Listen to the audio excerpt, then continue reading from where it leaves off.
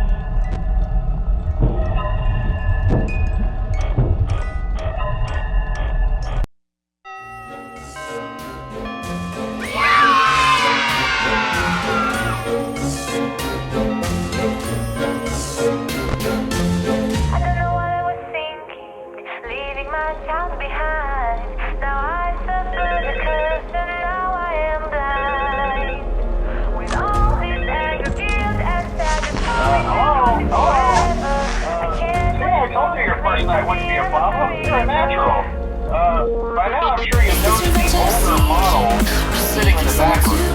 Those are some of the previous locations we did use for fun. The idea at first was to repair them.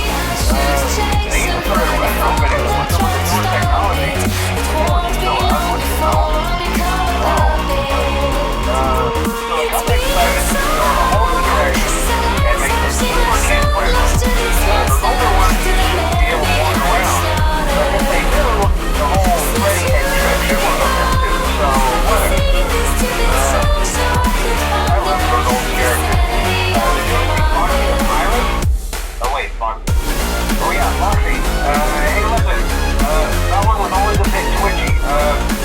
I'm not sure if the Freddy head trick will work on Foxy. If for some reason you activate during the night, and you start standing at the far end of the hall, just flash your light at him from time to time. Those older models would always get disoriented with bright light. It was called a system restart or something. Come to think of it, you might want to try that on any room where something... Little eyes, your little smile is all I remember. Those fuzzy memories mess with my temper.